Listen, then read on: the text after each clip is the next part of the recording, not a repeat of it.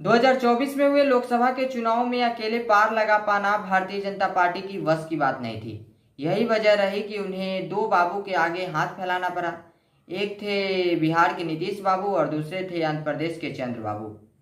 दोनों बाबू की ओर से समर्थन भी मिला, गठबंधन भी तैयार हो गया और एनडीए की जीत भी हो गई और इसी के साथ एनडीए की केंद्र में सरकार भी बन गई और नरेंद्र मोदी तीसरी बार प्रधानमंत्री भी बन गए।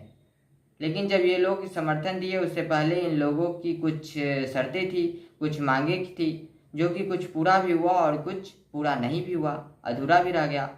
लेकिन जब प्रधानमंत्री नरेंद्र मोदी तीसरे कार्यकाल के अपने जब बजट पेश कर रहे थे, पहला बजट, तो उस दौरान ऐसा देखा गया कि इस दो ही राज्य पर विशेष ध्यान दिया गया है। एक था बिहार और एक था आंध्र प्रदेश। इस दो ही राज्य को ध्यान देकर इस बजट को पेश किया गया, ऐसा देखने को मिला। इसको लेकर बिहार के नीतीश बाबू खुश भी नजर आए और उन्होंने इसको लेकर प्रधानमंत्री नरेंद्र मोदी को धन्यवाद भी कहा। अब इसको लेकर जो विपक्षी दल है वह सवाल खड़ा कर रहे हैं कि आखिर यह जो बजट पेश हुआ है वह नरेंद्र मोदी अपनी कुर्सी बचाने के लिए किए हैं, क्योंकि दो ही राज्य पर विशेष ध्यान दिया गया है। बाकी राज्यों की कुछ ऐसे राज्य हैं जिसका चर्चा भी नहीं हुआ है। इसको लेकर वहाँ के जो लोग हैं वह नाराज भी हैं।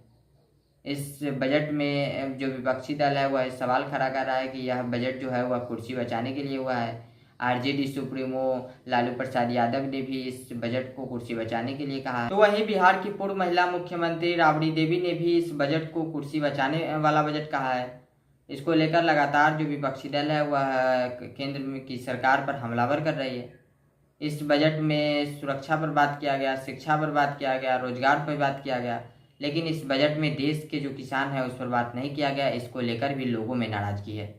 तो कहीं न कहीं जो विपक्षी दल है वो लगातार इसको लेकर जो केंद्र सरकार है उस पर हमला कर रही है। आपको बता दें कि इस बजट को आने वाले चुनाव के लिए भी देखा जा रहा है, क्योंकि बिहार में 2025 में विधानसभा का चुनाव होने वाला है।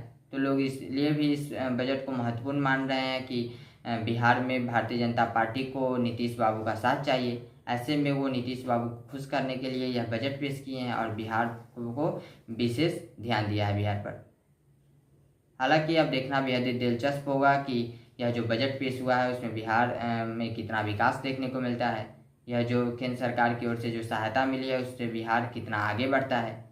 क्या बिहार में विकास होगा या फिर जो यह बजट जो मिला है वह बिहार में आकर भ्रष्टाचार का भेंट चढ़ जाएगा, यह भी देखना बेहद ही दिलचस्प होगा। लेकिन अगर इस बजट का जो सही इस्तेमाल किया जाएगा बिहार में, तो कहीं ना कहीं बिहार में विकास देखने को मिलेगा। हालांकि इन सब मुद्दों में आपका क्या राय है?